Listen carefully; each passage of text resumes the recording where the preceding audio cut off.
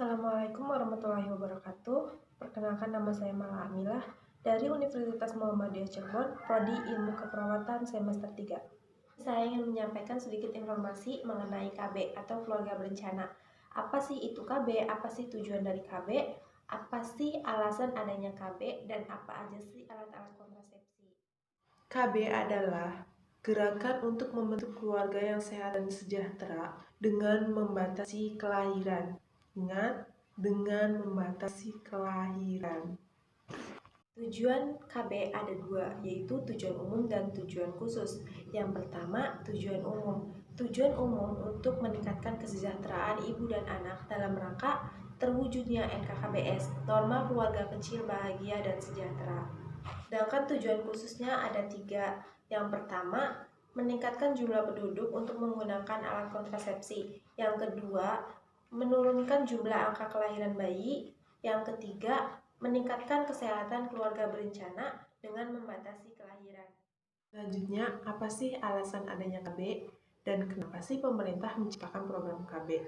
Yang pertama, mengurangi tanggungan keluarga. Karena semakin banyak anak atau semakin banyak keluarga, biaya yang dikeluarkan itu pula semakin banyak per harinya. Yang kedua, itu mengurangi ledakan penduduk. Indonesia menempati peringkat keempat penduduk paling banyak di dunia. Yang ketiga, mengurangi tingkat kemiskinan. Karena semakin banyak biaya yang dikeluarkan, maka semakin banyak pula tingkat kemiskinan di dunia ini atau di Indonesia. Selanjutnya, macam-macam alat kontrasepsi. Sebelum masuk ke alat-alat kontrasepsi, kita harus mengetahui dulu apa itu kontrasepsi. Kontrasepsi adalah mencegah proses pembuahan atau mencegah bertemunya sel sperma pada laki-laki dan sel telur pada wanita. Berikut adalah macam-macam alat kontrasepsi. Yang pertama, pil KB. Pil KB ini relatif murah, akan tetapi harus diminum setiap hari. Itu resikonya. Pil KB ini bekerja dengan menghambat hormon progesteron. Yang kedua, suntikan KB. Suntikan KB ini dilakukan dengan cara penyuntikan pada bagian IM atau intramuskular pada bagian pantat.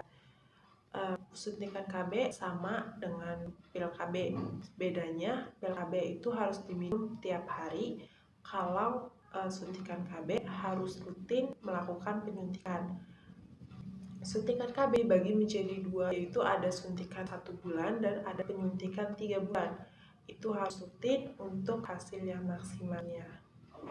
Ketiga yaitu implan atau penanaman sebuah benda kecil seukuran batang korek api yang dimasukkan di bagian bawah kulit, umumnya pada bagian lengan atas.